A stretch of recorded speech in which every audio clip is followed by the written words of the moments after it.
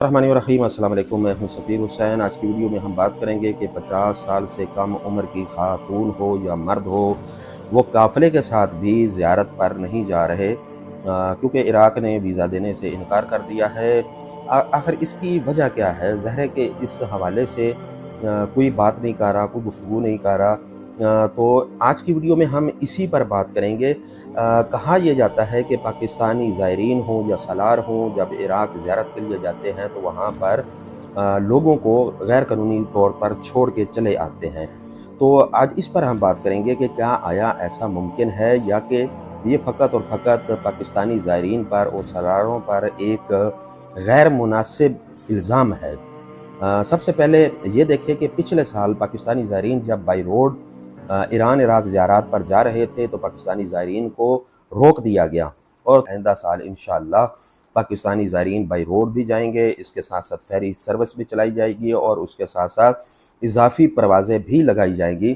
तो जिसकी वजह से कुछ पाकिस्तानी ज़ायरीन और हमारे उलमाए कराम और हमारे नुमाइंदगान ने कहा कि ठीक है कि हम हुकूमत के साथ तामुन करते हैं और आइंदा साल इंशाअल्लाह हालात बेहतर होंगे।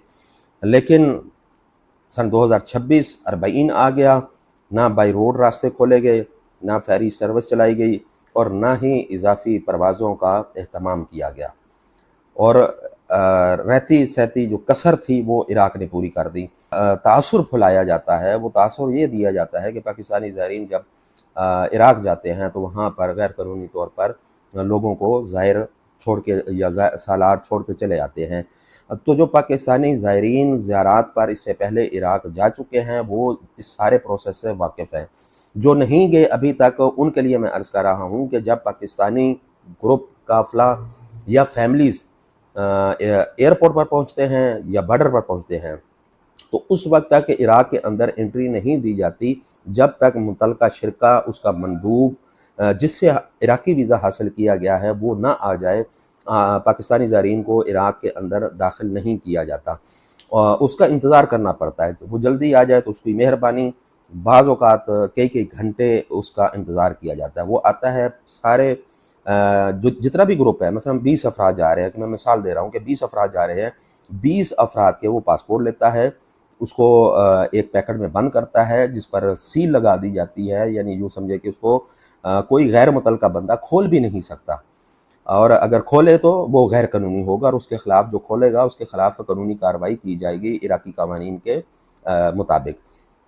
तो 20 ज़ायरीन इंटर होते हैं, मंदूबिया वहाँ पे वसूल किया जाता है, $50 वहाँ पे वसूल किए जाते हैं, और पाकिस्तानी ज़ायरीन के पासपोर्ट बॉर्डर पर या एयरपोर्ट पर जमा कर लिए जाते हैं, और जो पेपर वीज़ा होता है, ऑनलाइन जो वीज़ा ई वीज़ा होता है, उसके ऊपर एक एंट्री की स्टैंप लगा दी जाती है, और दौराने ज़ियारत सिर्फ़ और सिर्फ़ ज़ायर के पास वही एक यानी प्रूफ़ होता है कि वो फ़लाँ डेट को इराक़ के अंदर दाखिल हुआ है। अब उस पेपर के बगैर जिसके ऊपर एंट्री की स्टैंप लगी हुई है, ना कोई इराक़ी ट्रांसपोर्टर आपको गाड़ी में बैठने देगा, ना कोई होटल वाला आपको अपने होटल में ठहरने देगा।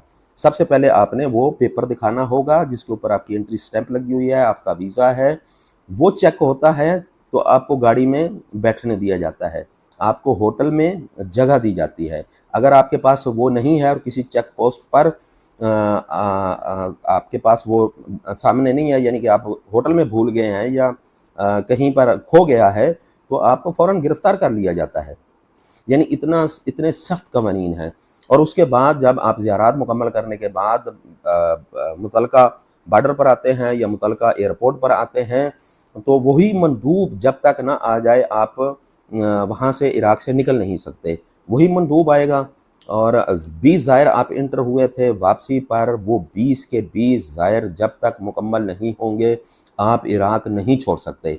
यानी 20 ज़ायर थे, अगर 19 आए हैं और 20वां ज़ायर साथ में नहीं है, तो आपको एयरपोर्ट पर उन 19 ज़ायरीन को तब तक रोके रखा जाएगा, चाहे आपकी टिकटें ज़ाय होती हैं, चाहे आपके साथ कुछ भी होता है, आपको लाखों का नुकसान होता है, जब तक वो 20वां ज़ायर पूरा आप नहीं करते, आप इराक़ नहीं छोड़ सकते।